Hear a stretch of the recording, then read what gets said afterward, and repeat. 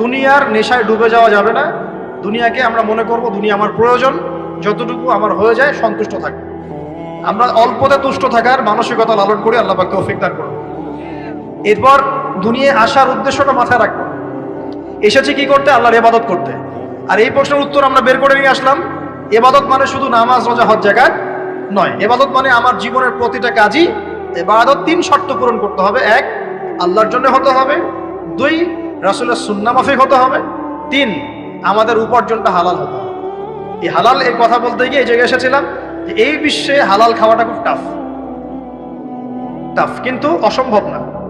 এখানে এই আয়াতের উপর আমল করলেই ইনশাআল্লাহ আল্লাহ মাফ করে দিবেন। সেটা হলো ফাত্তাকুল্লাহা মাসতাতা'তুম।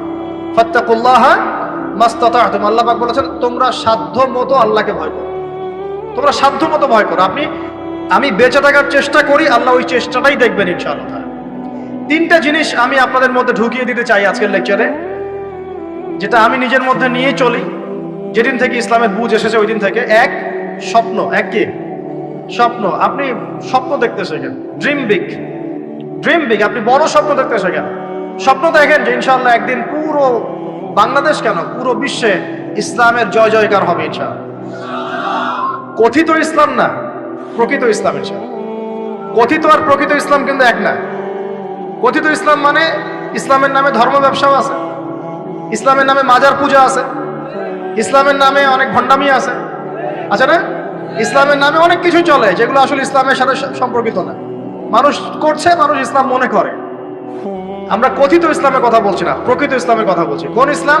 যে ইসলাম রাসূল সাল্লাল্লাহু আলাইহি ওয়াসাল্লামের যুগে ছিল, সেই ইসলাম। যে ইসলাম আবু বকর সিদ্দিকের যুগে ছিল, যে ইসলাম উমর ইবনুল খাত্তাবের যুগে ছিল, যে ইসলাম উসমান আলী রাদিয়াল্লাহু আনহুমা তাদের যুগে ছিল, যে ইসলাম আদম থেকে নিয়ে মুহাম্মদ সাল্লাল্লাহু আলাইহি ওয়াসাল্লাম পর্যন্ত 1,24,000 নবী রাসূল আল্লাহর জমিনে প্রতিষ্ঠা করে গেছেন, ওই ইসলামের কথা বলছি। বড় স্বপ্ন দেখেন ইনশাআল্লাহ। এই স্বপ্নে আমিও একটা ভূমিকা রাখবো ইনশাআল্লাহ। এই স্বপ্নটা নিজের মধ্যে সেট করেন, তাহলে আপনার মধ্য দিয়েও ইসলাম একটা খেদমত পাবে ইনশাআল্লাহ। সবাই লেকচারার হবে না, কেউ হয়তো বই লিখবে, কেউ হয়তো ইসলামের জন্য গাইবে, ইসলামের জন্য কবিতা লিখবে, ইসলামের জন্য ইকোনমিক কোনো প্রজেক্ট লঞ্চ করবে, ইসলামের জন্য পলিটিক্যাল সেকশনে দুর্নীতি কমাই দিবে, ইসলামের জন্য হয়তো কেউ কনস্ট্রাকশনাল রেভলিউশনারি কাজ করবে, ইসলামের জন্য ন্যাশনকে এগিয়ে নিবে। এমনকি ইসলামের জন্য নাম্বার স্বপ্নের সাথে সাথে লক্ষ্য স্থির করতে হবে। লক্ষ্যটা কি? এই লক্ষ্য নিয়ে কথা বলতেই শুরু করেছে। লক্ষ্যটা হবে পরকাল। লক্ষ্যটা কি? লক্ষ্য একটাই, জান্নাত। লক্ষ্য কি? জান্নাত। এই লক্ষ্যে কাজ করতে গিয়ে যদি আল্লাহর পথে আপনাকে গালি খেতে হয়, সমালোচনা শুনতে হয়, আপনার শারীরিক, মানসিক, অর্থনৈতিক নির্যাতন সহ্য করতে হয়, দেখবেন আপনি মন থেকে সুকুন, শান্তি ফিল করছেন। এই পথে যদি হোঁচট খেয়ে পড়েও যান, শান্তি লাগবে, ভালো লাগবে যে আমি আল্লাহর জন্য করেছি, আল্লাহ আমাকে এটার আজর দিবে ইনশাআল্লাহ। মানুষ আমাকে অনেক ভালো বলছে, এর মানে এই নয় যে আমি জান্নাত পেয়ে গেছি। আবার মানুষ আমাকে ছিছি করছে, এর মানে এই নয় যে আমি জাহান্নামে চলে গেছি। প্রকৃত ভালো আর মন্দের মানদণ্ড আল্লাহ ফিক্স করবেন ইনশাআল্লাহ কাল কিয়ামতের মাঠে। ফামান যুহজিহা আনিন নার ওয়া উদখিলাল জান্নাতা ফাকাদ ফাজ। ওই দিন আল্লাহ পাক যাদেরকে জাহান্নামের আগুন থেকে বাঁচাবেন, জান্নাতে ঢোকাবেন, একমাত্র তারাই সফল, আর কেউ সফল নয়। আমি বলি এই আয়াত হচ্ছে, দিস আয়াত is the definition of success. এই আয়াত হচ্ছে সাফল্যের সংজ্ঞা। এই যে সাফল্য বলি আমরা, বাবা তোমাকে সফল হতে হবে, মা তোমাকে সফল হতে হবে, হ্যাঁ। What is the definition of success? আপনারা কি মনে করেন সাফল্যের সংজ্ঞা কি? দিস আয়াত, এই আয়াত সূরা আলে ইমরান, দ্য ভার্স নাম্বার 185, 185 নম্বর আয়াত সূরা আলে ইমরান। এই আয়াতটা হচ্ছে দ্য ডেফিনেশন অফ সাকসেস, সাফল্যের সংজ্ঞা। ফামান যুহজিহা আনিন নার ওয়া উদখিলাল জান্নাতা ফাকাদ ফাজ। যাকে জাহান্নামের আগুন থেকে কাল কিয়ামতের মাঠে বাঁচানো হবে এবং জান্নাতে ঢুকিয়ে দেওয়া হবে, বাস সে ব্যক্তি সফল, আর কেউ সফল। এই বিশ্বে বহু বড় বড় মানুষ চলে গেছে, ফেরাউন এবং নমরুদ, আবু জেহেল, আবু লাহাব, উতবা, সাইবা, মঙ্গলরা চলে গেছে, আলেকজান্ডার দ্য গ্রেট এর আমল ছিল, হ্যাঁ। কত বড় বড় হিস্ট্রি, রোমকরা ছিল, গ্রিকরা ছিল, পার্সিয়ানরা ছিল না? সভ্যতা পড়েছেন তো এগুলো, হিস্ট্রিগুলো। চাইনিজদের সভ্যতা ছিল, রাশিয়ান কন্টিনেন্ট ছিল, কত বড় বড় সভ্যতা পৃথিবী থেকে চলে গেছে। এগুলো তো আমরা জানি। আর যেগুলো কোরআন বলেছে, নূহের জাতি, আদ, সামুদ, মাদিয়ান, কওমে লূত, কত জাতি পৃথিবী থেকে চলে গেছে। আমরা তো শেষের দিকে আছি, মানে আমাদের আর কিয়ামতের মাঝখানে ডিস্টেন্স হচ্ছে আসর থেকে মাগরিব পর্যন্ত সময়। এই উম্মত এবং কিয়ামতের মাঝখানে ডিস্টেন্স হচ্ছে আসরের নামাজ থেকে মাগরিব পর্যন্ত সময়। নবীজি বলছেন এরকম, এই আঙ্গুল থেকে এই আঙ্গুল যেমন দূরত্ব, আমার আর কিয়ামতের মাঝখানে এতটুকু দূরত্ব। তো হিস্ট্রি তো শেষ, আমরা শেষের দিকে আছি। শেষের দিকে আসবে দাজ্জাল, ইয়াজুজ মাজুজ, ঈসা ইবনে মারইয়াম, ইমামুল মাহদি। আস্তে আস্তে ইসলামী খেলাফা রিস্টোর হবে, মানুষ আবার খারাপ হবে, ওদের সামনে কিয়ামত হবে। That's all. পশ্চিম দিক থেকে সূর্য উঠবে, এগুলো বাকি আছে। আর ভূমিকম্প কিছু, ভূমিকম্পের বছর, বড় বড় কিছু প্রাকৃতিক বিপর্যয় বাকি আছে। এখন হিস্ট্রি ঘেটে দেখেন, এরা তো চলে গেছে হিস্ট্রি থেকে। এই ব্যক্তিত্বরা কেউই সফল হবে না যদি কাল কিয়ামতের মাঠে জাহান্নাম থেকে বাঁচতে না পারে। বলেন এই বিশ্বের সবচেয়ে বড় নেতার নাম কি? আপনার কি মত বলেন দেখি। না, আমি ওই সেন্সে বলছি না। এখনকার বিশ্বের সবচেয়ে বড় পরাশক্তির নেতাকে বলেন। বাইডেন। এক্স্যাক্টলি। আমার মতে পুতিন। আমার মতে কি? এ ব্যক্তি সফল হতে পারবে না যদি কাল কিয়ামতের মাঠে জাহান্নাম থেকে বাঁচতে না পারে। তার কাছে এখন সবকিছু আছে, অনেক কিছু আছে। এই ব্যক্তি সফল হতে পারবে না যদি কাল কিয়ামতের মাঠে জাহান্নাম থেকে বাঁচতে না পারে। যদি সে কাল কিয়ামতের মাঠে জাহান্নাম থেকে বাঁচতে পারে, জান্নাতে যেতে পারে, সে সফল ইনশাআল্লাহ। আমি একটা এক্সাম্পল দিচ্ছি। রাসূল সাল্লাল্লাহু আলাইহি ওয়াসাল্লাম বলেছেন, সবচেয়ে সুখী মানুষটাকে, পৃথিবীর সবচেয়ে সুখী মানুষটাকে কাল কিয়ামতের মাঠে আল্লাহ পাক এক মুহূর্ত সময়ের জন্য জাহান্নামে ঢুকাই দেবে। কতটুকু সময়? এক মুহূর্ত। আল্লাহ পাক জানেন কতটুকু সময়। এরপর তাকে বের করে বলবেন, দুনিয়াতে সুখে ছিলা? সে বলবে, আল্লাহ সুখ কি জিনিস আমি জানি না, সুখ কাকে বলে আমি জানি না, সুখ কি আমি সেটা জানি না। আল্লাহ সুখ কাকে বলে আমি সেটা জানি না।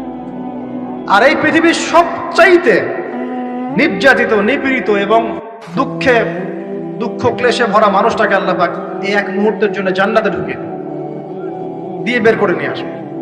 বলবেন যে দুনিয়াতে দুঃখে ছিলা, কষ্টে ছিলা?